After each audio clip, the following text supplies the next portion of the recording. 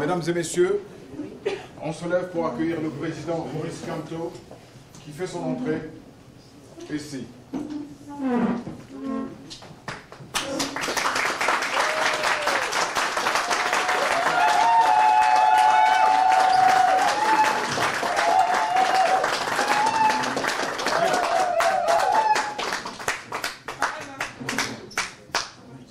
Voilà, sans plus attendre, ça va partir.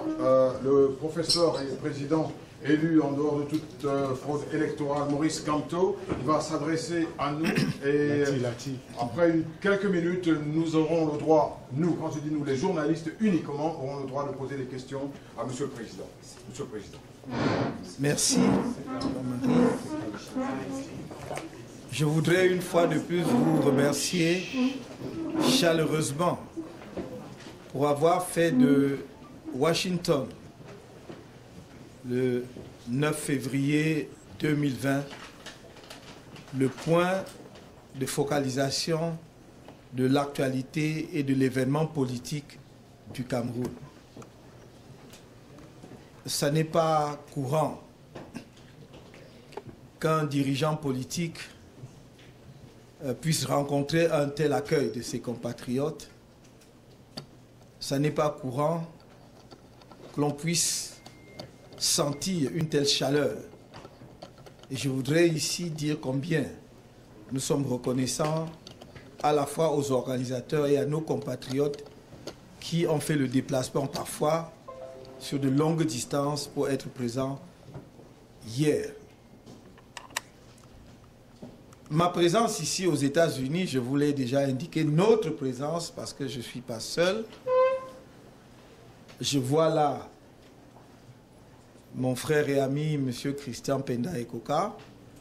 Les autres ne sont pas là. On aurait pu être encore plus nombreux dans cette délégation, n'eût été les difficultés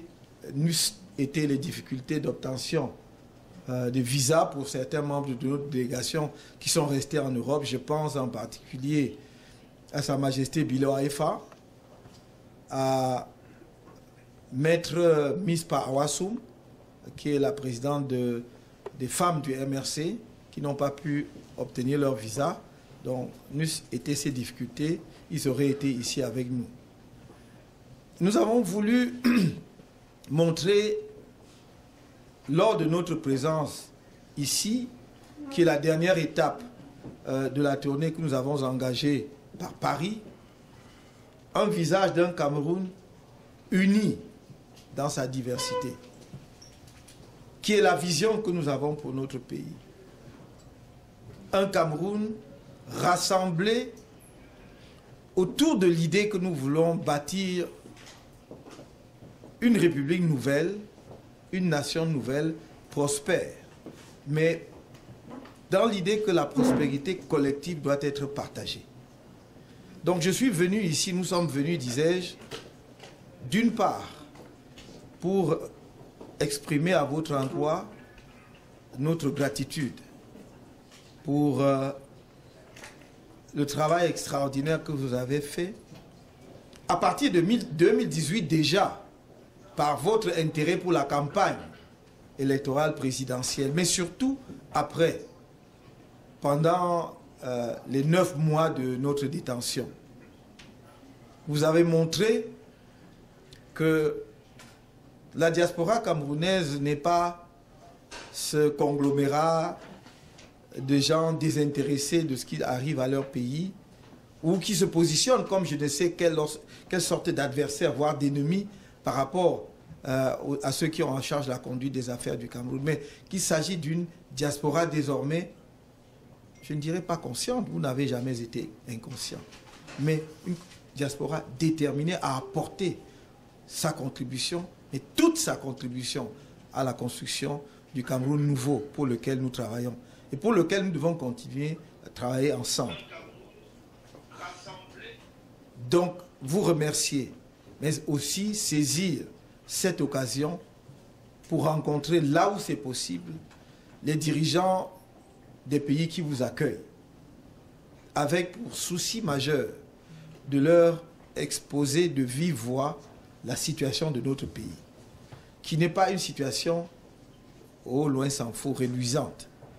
Nous faisons face au Cameroun aujourd'hui à des crises multiples, crises humanitaires, illustrées d'abord par le conflit contre Boko Haram dans l'extrême nord du pays, mais amplifiées et soutenues par la tragédie qui se joue dans les régions du nord-ouest et du sud-ouest. Je ne vais pas revenir sur le tableau sombre. Tout ce que nous pouvons dire, c'est que nous devons y mettre un terme rapidement. Il me semble que nous sommes arrivés à un point au Cameroun où nous avons besoin d'un sursaut national. Nous sommes à une phase de l'histoire de notre pays où on doit pouvoir mettre de côté même les chapelles politiques pour nous ressaisir et dire qu'est-ce qui nous arrive. Comment se peut-il que un des pays phares de l'Afrique au cours des années 60, 70, 80 soit aujourd'hui à la traîne, pire, en pleine déliquescence, non pas seulement économique et sociale, mais dans son tissu social. On a réussi à fractionner même les lions indomptables. Et ça, ce n'est pas acceptable. Nous sommes là pour dire donc, réveillons-nous, ressaisissons-nous, remettons notre pays sur les rails. Il sera toujours temps de faire la politique politicienne si on veut. Mais la situation est grave. Et que l'on ne vous trompe pas. Si vous prenez les chiffres, vous êtes à Washington, la Banque mondiale n'est pas loin, le FMI. À la limite, vous n'avez même pas besoin de nous pour avoir les données sur la situation économique et sociale du Cameroun aujourd'hui. J'écoutais tout à l'heure un groupe d'experts économistes nous dérouler un tableau comparatif de la situation du Cameroun et de la Malaisie. Le Cameroun, en 1960, avait le même PIB par habitant que la Malaisie. Aujourd'hui, je crois, j'ai plus retenu les chiffres, mais le PIB de la Malaisie est multiplié, est 10 fois, ou si je ne sais plus combien, 17 fois le PIB du Cameroun. 17 fois. La Corée du Sud, pareil. Donc, sans même espérer être au même niveau de développement que ces deux pays, nous aurions dû au moins préserver ce que nous avions dans les années 80, à la fin des années 80. Mais même cela, nous ne l'avons plus. Donc ce n'est pas, je ne sais quelle sorte de critique vaine, critique pour la critique, que l'on s'attaque à ce que le régime actuellement en place fait au Cameroun. C'est un désastre. Et je crois qu'eux-mêmes, je ne sais pas, il va falloir qu'à un moment donné, ils se secouent un peu pour se réveiller. Et pour réaliser qu'ils sont en train de mener le pays à la catastrophe. Ça n'est bon pour personne. Que l'on ne vous trompe pas en parlant de « je suis originaire de » non, c'est tout le Cameroun qui souffre. Quand vous allez à l'hôpital, on ne fait pas de distinction. Quand j'ai entendu ces fumisteries de tribalisme ou d'ethnisme, je me dis où on est. Lorsque vous allez à l'hôpital, vous demandez le nom de l'infirmière ou son identité, vous remettez votre santé entre ses mains. Il ou elle peut être originaire de n'importe quelle région. Mais on veut vous faire croire que désormais, vous devez savoir d'où vient l'infirmier ou l'infirmière ou le médecin, pour être sûr qu'il vient bien de votre région et que votre santé donc sera sauve. Ça n'a pas de sens. Si vous faites un accident dans la rue, vous savez, celui qui va vous ramasser ou relever, non, vous n'en savez rien. Donc arrêtons cette absurdité. Comme je l'ai dit hier, personne d'entre nous n'a choisi de naître là où il est né. Et avant d'ouvrir nos yeux, nous découvrons que nous sommes nés dans un coin du Cameroun ou dans un coin de la planète. On aurait pu naître au pôle Nord ou ailleurs. Ce qui importe, c'est de regarder chaque être humain avec le respect qui lui est dû en tant qu'être humain, de respecter sa dignité. Et si vous avez des griefs contre lui, d'avoir ces griefs sur la base de son comportement et non pas de préjugés grégaires. Il n'y a pas de communauté parfaite. Il n'y a pas de pire communauté dans l'absolu. On trouve ce qu'il y a de bien et de meilleur dans toutes les communautés humaines. Et seul cela doit guider notre comportement vis-à-vis des autres. Le jour où nous allons comprendre cela et que nous allons nous mobiliser en tant que collectivité nationale exceptionnellement dotée du point de vue des ressources humaines, alors je vous ai dit, nous aurons 10 ans pour changer la face du Cameroun, pas plus. 10 ans, vous ne reconnaîtrez plus le Cameroun. Je le dis parce que nous travaillons là-dessus tous les jours. Dès le premier jour J1, lorsqu'on sera en capacité de gouverner le Cameroun, vous verrez qu'on déroulera le programme. On n'arrivera pas pour tâtonner, pour demander par quel bout on commence. Donc je voudrais que vous soyez confiants pour terminer, que vous soyez confiants, que personne ne vous fasse douter. Nous allons passer encore par des moments difficiles, parce que évidemment, ceux qui sont, comment dirais-je, tirent avantage de la dictature, de l'absence de vision, vont tout faire pour ne pas perdre des privilèges. J'allais dire, c'est tout à fait dans l'ordre naturel des choses. Mais nous devons être conscients de cela et organiser justement le combat politique en conséquence. Ce dont vous devez être sûr, c'est que ça peut encore durer, ça peut être encore difficile, mais nous allons atteindre le but. Et rien ne nous divertira par rapport à cet objectif. Pour construire un Cameroun nouveau, bon pour tout le monde, y compris pour ceux qui le détruisent aujourd'hui. C'est cela notre engagement et c'est ça notre vision du Cameroun. Nous avons un rôle particulier dans l'histoire de l'Afrique et je crois que les décennies à venir vont vous montrer ce rôle particulier que le Cameroun a. Je vous remercie et je suis entièrement à votre disposition. Voilà. Merci beaucoup, Monsieur le Président.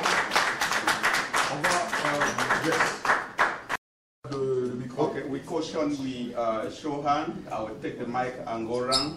I will take the first hand and so up. So you have the questions? Yes, Monsieur Kamto, bienvenue on Washington. Merci. You laid out a very good vision about Cameroon, but regardless, there is a humanitarian crisis in the Northwest and the Southwest. And I'm curious, you've spoken about the need to release all political prisoners. Curious if, does that include Sisiku Ayutabe and the others who were arrested in Nigeria? And also, do you support a blanket amnesty for the Amazonian fighters, including those who have committed grave human rights abuses, should you become president of the Republic? Thank you. Yes, I think I was quite clear on that issue. When I talk of the release of all the political prisoners, I mean all the political prisoners, no exception. Because you cannot resolve a political crisis through the judiciary. Time will come with a committee of truth and justice. We still have time to go into that kind of fight. But at the first stage, you need to stop the war. And to stop the war, make sure that all the stakeholders are involved. And how can you involve all the stakeholders if you don't create an environment conducive for such a dialogue? That's why I said release all the political prisoners. If you want to start with the judiciary, then you'll have some military also going through the judiciary. You will not just pick up some members of armed group because they committed crime. I'm not saying they didn't commit any crime, but that's not the issue. The issue is how do you stop the war and how do you move from there to build a long-lasting solution for the Northwest and Southwest. And that it is my commitment. Our commitment is that should we have in the coming weeks, months, or years the position of ruling the country, we will give a chance to peace.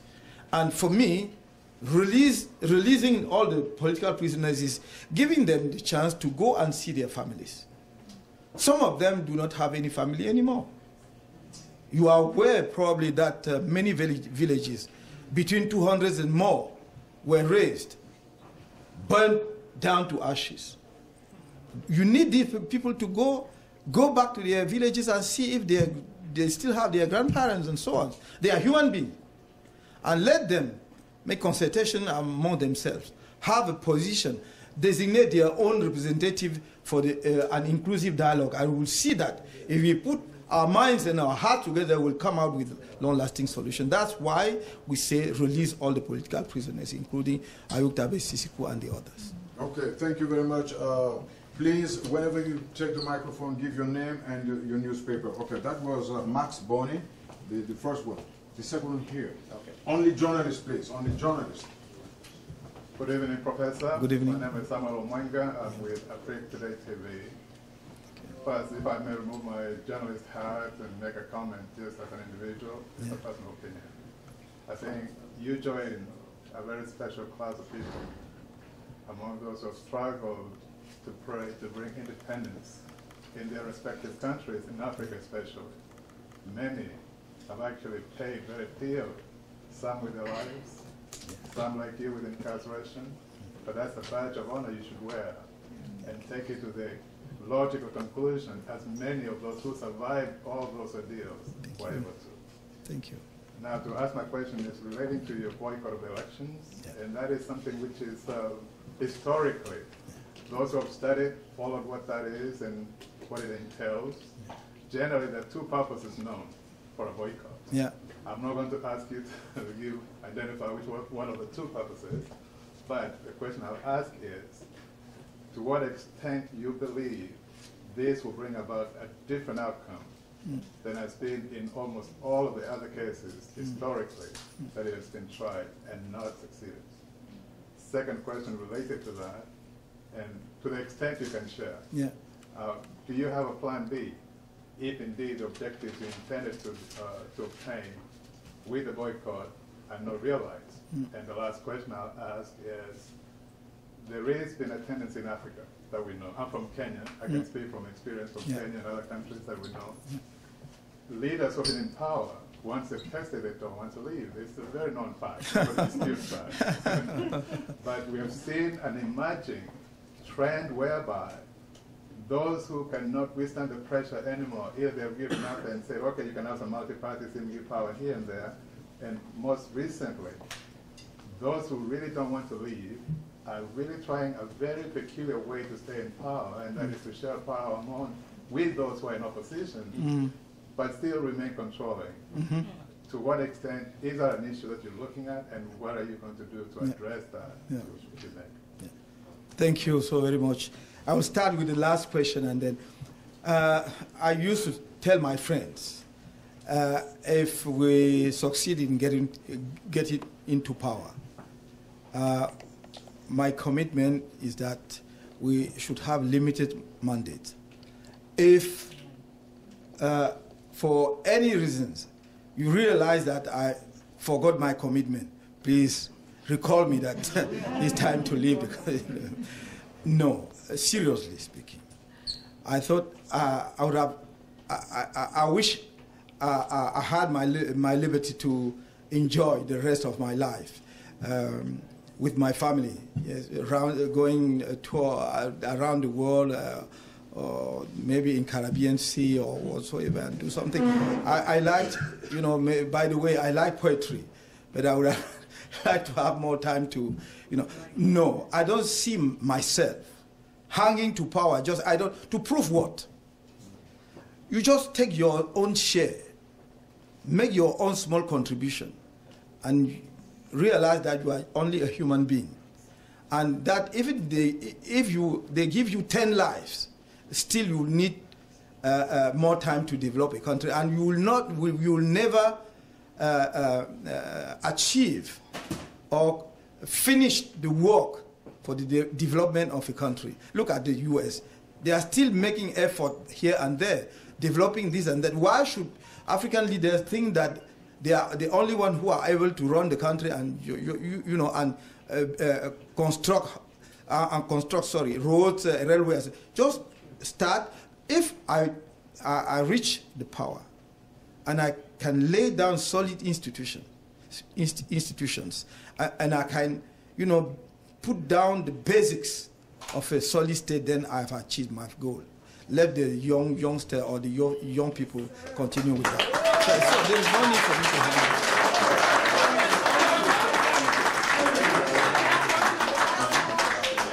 have. And tonight I give you the authorization to come to Cameroon and remind me if I spend one single more day that my term, come and tell me it's time to leave.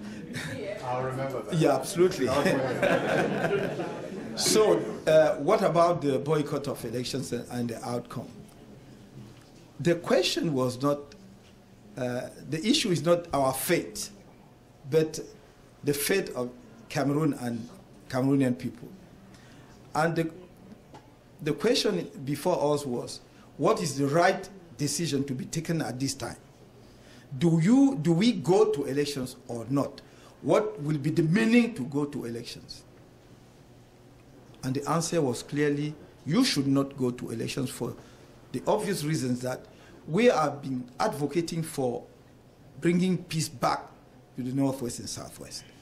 You cannot complain that there are too much killings in the regions, and still you go to elections knowing perfectly that the people from the regions will not take part to the elections. They will not be in position to vote because of the ongoing war, because of the increasing number of military sent by the government there. If you look at the turnout of the elections, you will see that it is the lowest the country has ever experienced. I am relying on the data released by the African Union observers, who talk of about 28% participation. And according to other sources, it is 15%. But yet, in the coming days, you will be listening to government say maybe it is 60 or so. So that's it. It means that clearly, people of Cameroon listen to us and share our own view that they are not in favor of the separation of, because if you don't allow people from the English-speaking part of Cameroon to take part to local elections, the elections of the MPs, their direct representatives, it means that the message you sent to them is that they are not Cameroonians anymore. And we will not be accomplice of that type of policy. That's why we took the decision not to go to elections. That's the first reason. The second being that since 2013, we've been asking for the reform of the electoral system because there are lots of shortcomings. And after the experience of 2013, we made a lot of proposals to the government, including, for instance, the single ballot paper, for instance. Put all the candidates on the same ballot paper, because with that you will cancel the bite of or the selling of votes. Because the practice in Cameroon is that when I go to vote, I have several ballot papers. I put, they say, okay, if you bring me back the ballot paper of Mr. Kamto, then you will have 5,000 CFA francs. But if all the candidates are on the same ballot paper, then you have no chance to do so. But we ask for that. You will not have any appropriate answer. We went to the elections in 2018, presidential elections. We won the elections in the polling stations. But the results proclaimed by Constitutional Council was that Mr. Biya won the elections. So you can win the elections in the polling stations, but yet be the loser. Yes, when they proclaim the results. Taking into consideration that context, we said the same cause will produce the same effect. For that reason, there is no reason why we should go to elections. And the facts are, you know, we are speaking volume because it speaks volume because obviously, how can you go to elections knowing perfectly the Cameroon National Assembly has 180 seats. Before going to elections yesterday, the ruling party already had 134 seats before they go to elections because the opposition party did not present any candidate in the constituency where you had 135 seats. And yet they are pretending that they will have some influence or whatsoever in the parliament, in the voting of bills and submitting draft bills to the parliament. It's a joke. They are misleading Cameroonians for now, and we are not politicians, you know, this type of traditional politicians. We didn't create our political party to bargain with power, to have some more money or to have some personal position. We are here to carry on a serious political change in our country and working hard for that. What is plan B? There is no plan B. We have plan A and plan A and plan A.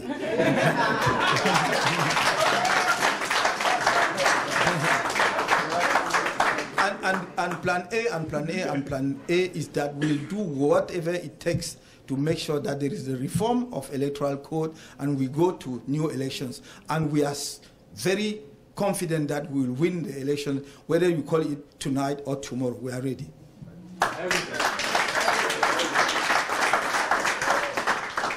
Your name? Bonsoir, professeur. Bonsoir. Je suis Léopold Yabouture. Je porte la voix pour Equinox Télévision. Yeah. Alors, depuis un moment, vous êtes en tournée. Je voudrais savoir si c'est une opération de charme, une opération de campagne, de communication, pour pouvoir expliquer, n'est-ce pas, des choses que vous avez, des décisions prises, n'est-ce pas, au sein de votre parti, que vos militants, vos sympathisants n'ont pas pu bien comprendre, ou alors vous avez un calendrier bien précis. Merci. Toute action politique est toujours tout cela à la fois. C'est à la fois une opération de charme, c'est en même temps une opération d'explication et à la fois un calendrier que vous mettez en œuvre. Sinon, ce n'est pas une politique sérieuse. Oui, opération de charme, parce que nous voudrions convaincre et avoir avec nous, de manière durable, la diaspora camerounaise. Parce que nous ne voulons pas que votre réaction soit simplement ponctuelle et émotionnelle par rapport à notre détention, mais que vous compreniez et partagiez le sens du combat que nous engageons pour notre pays et adhérer à la vision que nous proposons au peuple camerounais. Donc c'est une opération de charme. Mais c'est aussi une opération d'explication du sens de la décision que nous avons prise le 25 novembre 2019 de ne pas aller aux élections législatives et municipales qui ont eu lieu hier, 9 février. Pour que les gens ne croient pas que nous avons pris cette décision sur un coup de tête, ou bien pour adopter des postures politiques, mais que c'est une décision grave, tellement grave que effectivement nous prenions le risque de, comme certains disent, d'être éliminés de la scène politique, si vous voulez, en fait, j'allais dire des mécanismes institutionnels en place, de ne plus avoir de députés à l'Assemblée nationale, de ne plus avoir de conseillers municipaux, mais ce n'est pas grave. C'est important, mais ce n'est pas grave. Parce que vous ne créez pas un parti politique juste pour faire ce qui correspond à vos calculs individuels. Si l'objectif, c'est d'apporter vraiment le changement dans votre pays, vous devez y compris prendre le risque de payer un prix fort pour atteindre l'objectif en question. C'est pour cela que nous avons dit...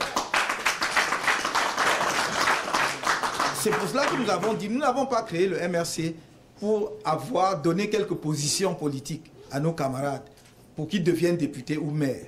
C'est pour que le changement après lequel les Camerounais courent depuis 1992 arrive enfin dans notre pays.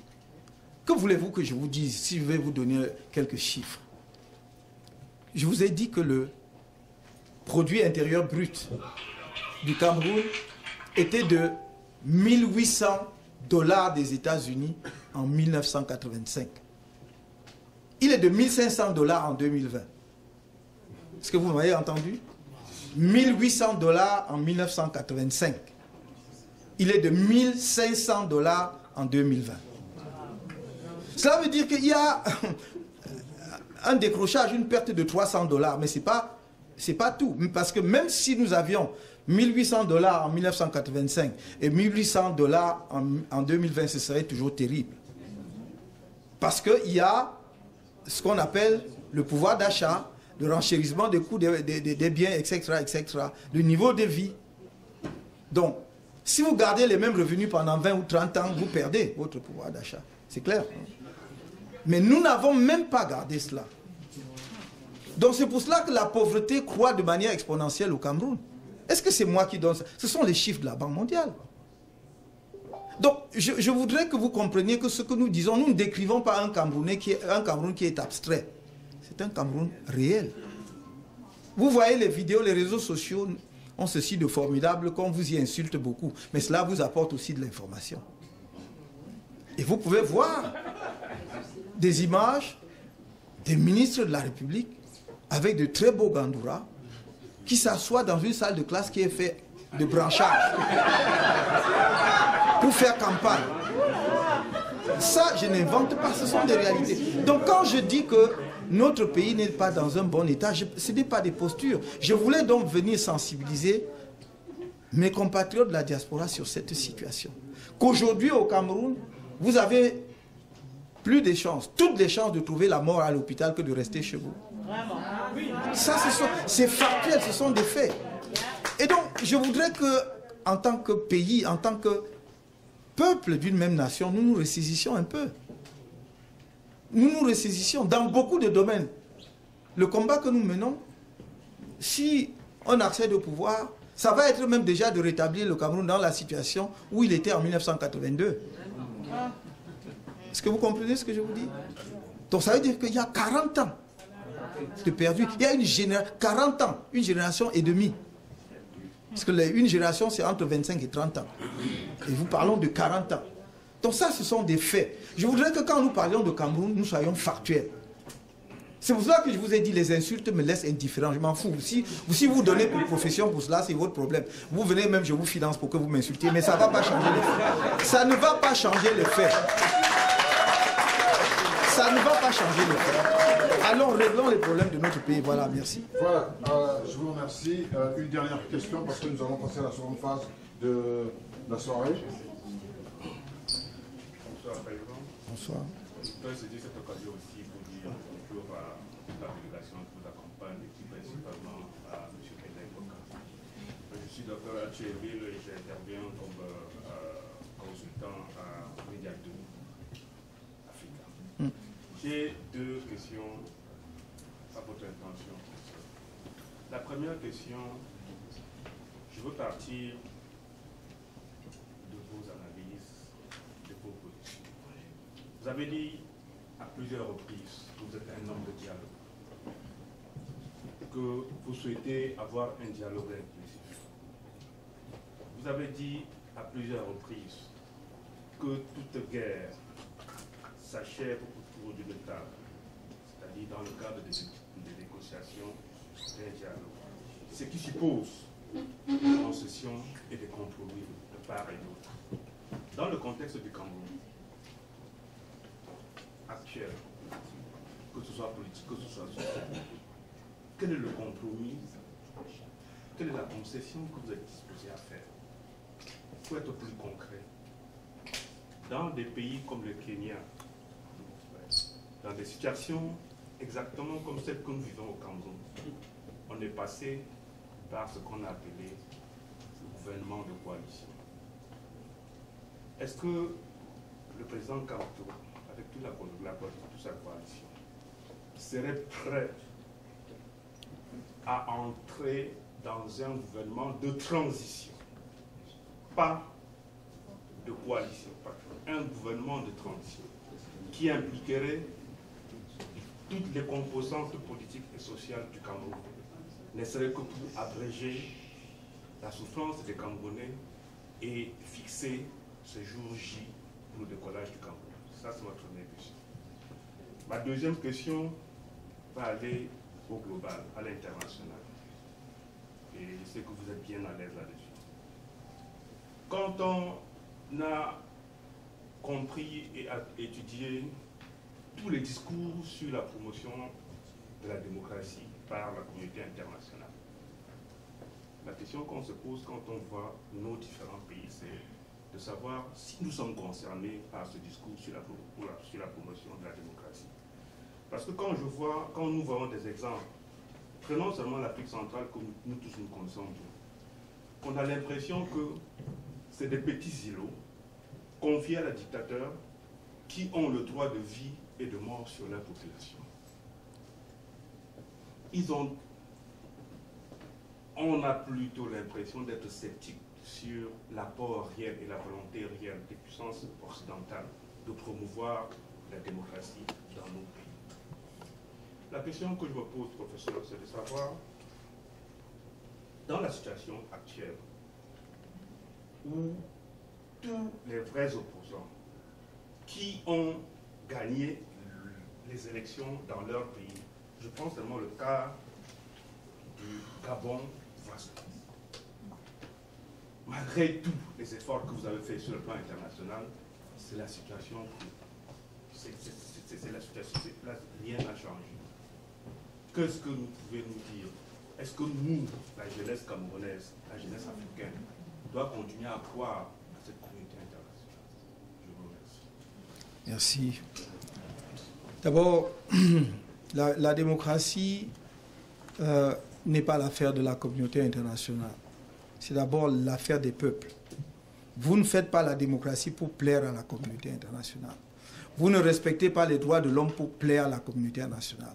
Vous respectez les droits de l'homme et vous faites la démocratie pour vous-même, dans l'intérêt de votre peuple, dans l'intérêt de votre société. Il faut que nous partions de là.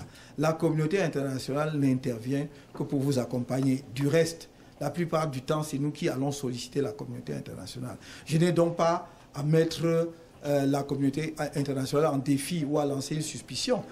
Pourquoi est-ce que la communauté internationale interviendrait si vous faites la démocratie normalement? Et je note d'ailleurs que vous n'avez cité que quelques pays, mais il y a des pays aussi où ça marche.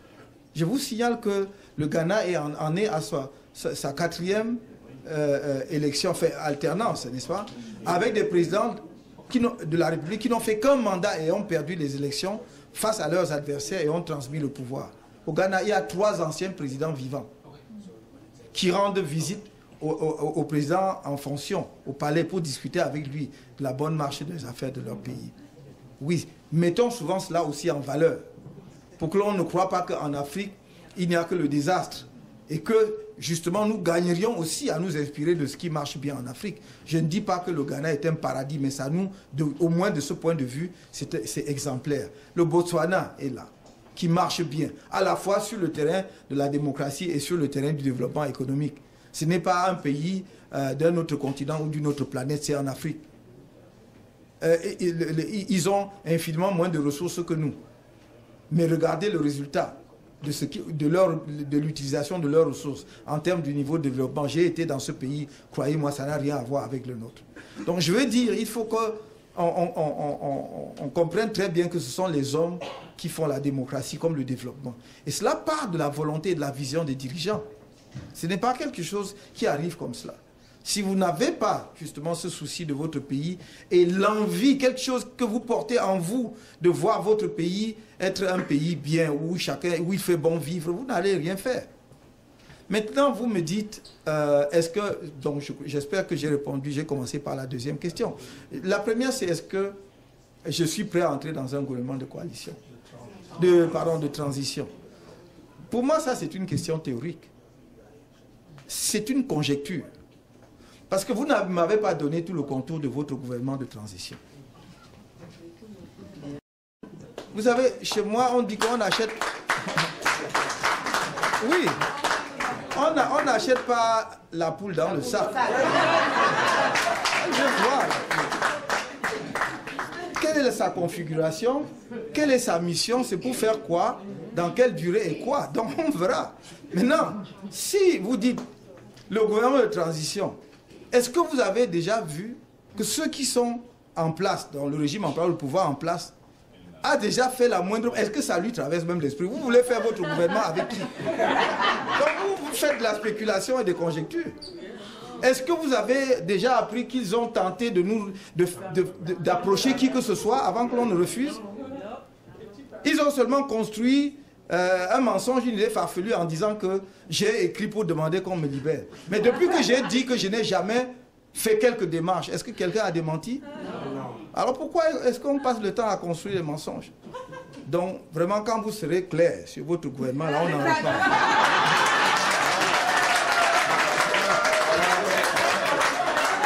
Je vous remercie. Mesdames et messieurs, comme je voulais annoncer avant l'arrivée du président, nous avons terminé avec cette conférence de presse. Nous demanderons donc à toute l'assistance en dehors de M. Pendaïpoka et M. Nzondantre, j'ai cru voir, de rester assis. Thank you very much, ladies and gentlemen, to be here. You can now go outside. Vous venez d'assister à la conférence de presse du professeur Maurice Kamto. Qu'est-ce que vous avez retenu? Au commencement, je m'appelle Alain Cuyer, leader de la société civile aux États-Unis. Le professeur Maurice Kamto, c'est un orateur de grand jour. Vous savez, c'est un professeur d'université, un professeur agrégé qui a appris à parler devant des milliers et des milliers de personnes et qui maîtrise son sujet. Il n'est pas une personne étrange à la réalité au Cameroun. D'ailleurs, vous savez qu'il est sur la scène politique depuis des décennies. Et maintenant, parlant de la réalité et de tout ce que nous connaissons de lui, il est clair, il est limpide, il est concis et précis dans ce qu'il dit.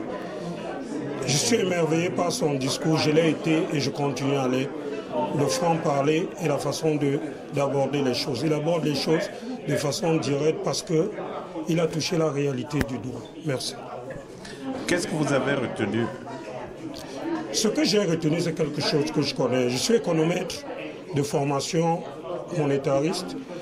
Il parlait du produit intérieur brut, déjà, dans son allocution, pour essayer d'amener les gens à comprendre. Parce que quand on parle de développement, on parle de deux indicateurs, l'indicateur de croissance et de structure. Prenons l'indicateur de croissance qui est le PIB, il essaie d'amener chacun à comprendre où le Cameroun est. Profondément, nous n'avons pas stagné, mais nous sommes allés plus bas. C'est ce que je pense. Même ma question à lui adresser serait de savoir ce qu'on va faire pour sortir le Cameroun. Monseigneur Desmond Tutu, dans la prédication du livre de Winnie Mandela, disait quand un peuple a perdu de son socle socio-culturel, ils ont tout vendu au Cameroun, qu'est-ce que nous avons? Comment on va relever ce PIB? Comment les indicateurs de structure comme les routes, on va arriver à avoir de l'argent pour développer ça quand on a cédé tout un pays? C'est le problème le plus actuel, c'est sa lutte, c'est pour ça qu'il en parle. Et quand on en parle, on dit qu'on dénonce les gens. Nous savons, je vis aux États-Unis, je suis content d'être ici, mais je pense à mon pays, je pleure, j'ai mal. Merci. Vous venez d'assister à la conférence de presse de professeur Maurice Kamto, qui a abordé pas mal de sujets. Qu'est-ce qui vous a accroché? Ce qui m'a accroché le plus, c'est la ténacité de l'homme. Okay? Le fait qu'il est véridique et qu'il a vraiment l'intérêt du peuple camerounais. Parce que c'est un monsieur vraiment qui, malgré le fait qu'il a une vie accomplie et qu'il peut prendre sa retraite et, comme il a dit, passer son temps avec sa famille. Tous ses enfants sont à l'étranger, il peut voyager de pays en pays, aller aux Caraïbes et avoir une belle vie. Mais il a dit que, au lieu de faire cela, il préfère maintenant aller se battre pour les Camerounais. Ce qui est la même chose pour nous qui vivons en diaspora. Nous avons des bons boulots, on peut s'en sortir, nos familles sont bien, on a des belles voitures, on a des beaux boulots. Mais ce n'est pas ça notre mission. Notre mission, c'est de, comme les Américains disent, give back. We have to give back. We have to think about the people that we left behind. So that when we go to Cameroon, they have a good life, they have a good living, they can have water, they can have schools, they can go to the hospital and be taken care of. And we can see that and be happy. Isn't that what we have to do as human beings, to look at our brothers and to be able to bring them something that we have that they don't have? So that's something that I really admire about the man. He is genuine. He really want to help. He's really out there for the people of Cameroon. Vous êtes monsieur? My name is Severin Pufubu. Vous venez d'assister à la conférence de presse du professeur Maurice Kamto. Alors, qu'est-ce que vous avez retenu? Bonsoir, moi c'est Dr Solange Montu et la conférence c'est une conférence vraiment très approfondie par rapport à ce que nous avons déjà écouté hier. Et on voit de la continuité avec le professeur Maurice Kamto. C'est quelqu'un d'assez déterminé, qui a une vision. Et cette vision, comme il a dit par rapport à une question qui a été posée, s'il était en train de faire un voyage de charme ou bien quelque chose comme ça. Mais cette vision, cette réponse m'a encore rassurée parce qu'il a dit que chaque mouvement d'un leader politique comporte beaucoup de choses, que ce soit soit le charme, que ce soit encore une occasion de campagne, mais beaucoup plus une occasion pour expliquer son projet de société. Et il a fait cas de certains parties de son projet de société. Il est en train de voir un Cameroun uni, un Cameroun fort, un Cameroun qui sera, comment on dit, une flèche de lance pour l'Afrique centrale. Et parce que aussi, quand on regarde même la carte mondiale, l'épicentre du monde, c'est au niveau du Cameroun. Et comment se fait-il qu'à ce point, on se retrouve dans une situation où on est en train de dégringoler et se retrouver peut-être à la dernière place dans ce monde. Et lui, voyant ça, il a pris ça à cœur de venir avec le peuple camerounais et d'unir ce peuple camerounais pour qu'ensemble, qu'on ait une vie meilleure et que les populations camerounaises ne souffrent plus d'aucune misère en fait. Donc je voulais et prendre cette occasion pour appeler les gens à s'unir derrière lui, parce que son projet de société, c'est un projet qui va nous sortir de la misère où nous sommes. Vous êtes venu assister à la conférence de presse du professeur Maurice Kamto. Alors, qu'est-ce que vous avez retenu? Franchement, j'ai retenu beaucoup de choses. Je ne suis pas un membre du MRC. Alors, ce que j'attendais de lui, vraiment, je suis convaincu au stage final qui était les États-Unis.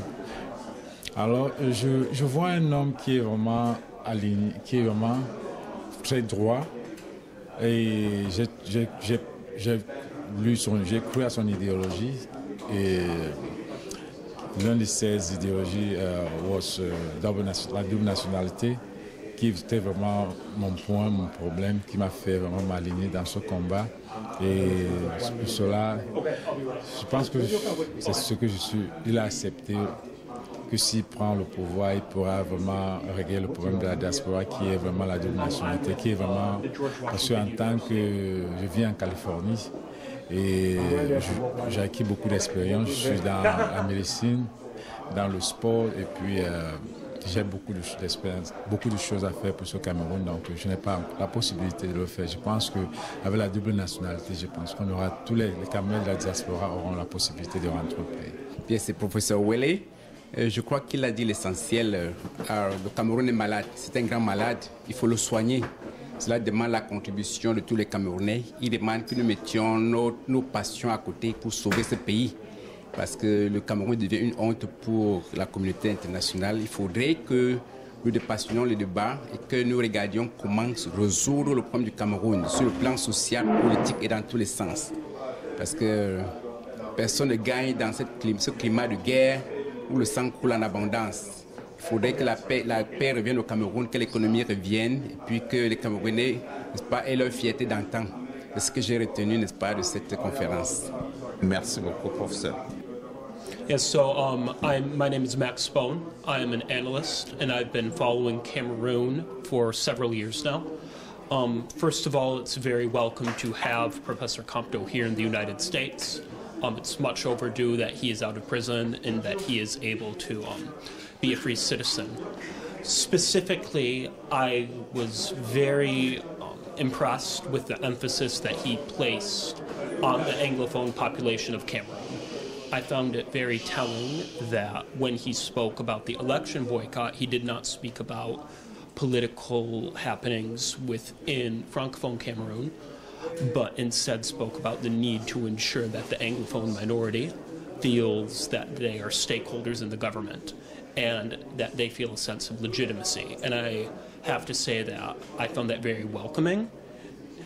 And furthermore, in that same regard, I found it very welcoming that he spoke out clearly for the need to release Siseko Ayuktabe and the other political prisoners who are currently being held in Kondengi in Yaoundé, and also the need for dialogue. And I really think that it is telling that he would take the time out of his schedule here to speak with the press, which unfortunately is something that not too many political figures in Cameroon do. And he has a vision for his country, not only regarding peace in the Anglophone regions, but also about economics, as he spoke about at length today. And it will be very interesting to see what happens with his vision and with his support within Cameroon after he returns, because remember very clearly right after he got out of prison the crowds that were following him in Bafoussam. And it will be very interesting to see how the government responds when he returns, with a sense of legitimacy and momentum behind him that it is clear that the government does not have themselves. So it will be very telling for the future trajectory of Cameroon, and I hope that he is able to continue his work. Thank you. Thank you. Alors, quel est le sentiment qui est le vôtre à la deuxième nuit de professeur Kamto aux États-Unis? Merci déjà pour cette question. Le sentiment qui est le mien en ce moment, un sentiment vraiment de, j'ai pas envie de dire de satisfaction, mais c'est un sentiment de devoir accompli, même s'il n'est pas encore achevé. Je crois que mon équipe et moi-même avons bossé dur pour en arriver là, et les résultats sont en train de couler, quoi. On ne peut que dire merci à tout le monde. Et vous savez que le président Maurice Kamto, c'est un produit qui se vend tout seul. Donc c'est la force de l'homme qui nous a permis de réaliser tous ces chefs-d'œuvre. Voilà. Alors, vous croyez que si c'était à refaire? Mais bien sûr, si c'était à refaire, on le referait every day, all day. Parce que avoir une sommité de ce genre, recevoir un homme de cette trempe, c'est un honneur. Et on apprend toujours beaucoup. J'ai passé toute cette journée avec lui. On n'a pas trop parlé, mais juste par des signes, par ses gestes, tu apprends beaucoup. C'est-à-dire que si tu sens que tu viens en retard, ou peut-être quand il te demande on va où, tu dis le lieu, il demande l'adresse, tu comprends que là, tu dois toujours être prêt. Voilà comment on apprend de l'homme. C'est l'apprentissage, c'est la formation, et au-dessus de tout, on fait tous ces efforts pour le pays, pour que ça change, pour que notre pays aussi soit comme les pays dans lesquels nous vivons ici à l'Occident. Vous avez eu plus de militants ou bien de sympathisants? Ah ben oui, c'était une opération de séduction. On a enregistré des centaines de militants parce que nous avons adopté une politique de description massive pendant ces jours, puisque nous avons reçu des milliers de personnes qui sont venues des 50 États des États-Unis, et certains sont même venus d'autres pays, du Canada, du Mexique. Nous avons donc profité au maximum déjà pour nous créer une base de données des Camerounais de la diaspora nord-américaine, et beaucoup sur place on peut remplir les fiches électroniques. On a développé un système électronique pour s'enregistrer, et ils ont payé électroniquement. Puis nous délivrons les cartes sur place samedi pendant le town hall. Donc franchement, on n'a pas encore fait le décompte pour être honnête avec vous, mais on a eu des centaines de nouveaux enregistrés dans les parties. Je vous souhaite bon vent. Merci beaucoup, merci à Equinox. Alors, vous avez eu le privilège de présenter, n'est-ce pas, l'arrivée du président Maurice Kamto, du professeur Maurice Kamto aux États-Unis hier. Qu'est-ce que ça vous a fait? I think I felt it was a very humbling experience. First of all, because this is somebody that I have profound respect for. For me, the leader that I pick or choose has to be the kind of man that I want my children to have as a father, has to be the kind of man that I want to have as a child, and has to be the kind of man that I can dream of as a husband. Somebody who is exemplary, somebody who has a strong will for excellence, somebody who has a strong sense of conviction and who has a great capacity to cast vision, somebody whose academic career and professional career speak for themselves, somebody who commands respect and who treats every single person, irrespective of social class, with the same kind of human dignity and respect. And this is the lead, this is the kind of, he incarnates these values. And so to me it was a really great moment because this is a party that I strongly believe is going to continue to fly high. And to be a member of it, and not only just a member of it, but to be honored with the opportunity to express my talent in front of his eyes, in front of the crowd that we had, about 3,000 people, was something that was simply, I mean, I had to slap my face to be sure that I wasn't dreaming a wonderful dream, and this was reality. Alors, c'est tout cela qui vous a fait esquisser quelques pas de danse sur le podium hier? Je vais vous dire quelque chose, je suis horrible comme danseuse. En général, quand je danse, ça fait la comédie et les gens se moquent. Mais en fait, c'était aussi pour perdre un peu de temps parce que nous avons pris... il y a eu quelques changements, de petits changements pendant le programme et il fallait bien combler ces vides-là et tout ça. Et il y avait de la musique, il y avait de l'ambiance bon enfant et donc je me suis lâchée, si on peut dire comme ça. Merci. Thank you so much, sir. Ah oui, je vous remercie. Je remercie déjà Equinox pour sa présence sur le plan national, mais surtout sa présence sur le plan international. J'apprécie la diversité d'opinions d'Equinox. Je tenais aussi à souligner. Moi, c'est Eric Timami.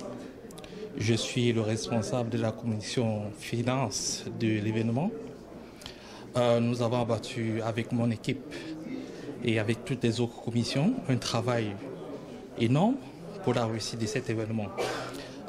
J'étais au Four Moulin certainement parce qu'il fallait que je m'assure que les finances étaient correctement utilisées et que c'était utilisé de façon optimale.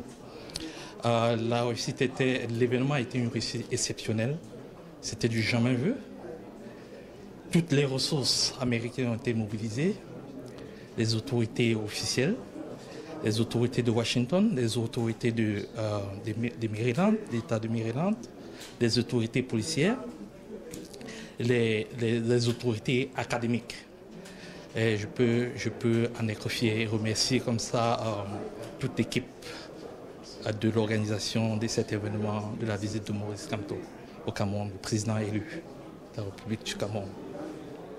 Vous avez le sentiment du devoir accompli? Oui, le sentiment est totalement à 100%. 100%, le devoir était accompli avec passion, avec détermination, avec patriotisme. Je pense que à jamais, c'était la première fois que la diaspora s'est mobilisée comme un seul homme pour réussir un événement de cette ampleur. Franchement, le Cameroun nouveau est en marche. Merci. Thank you.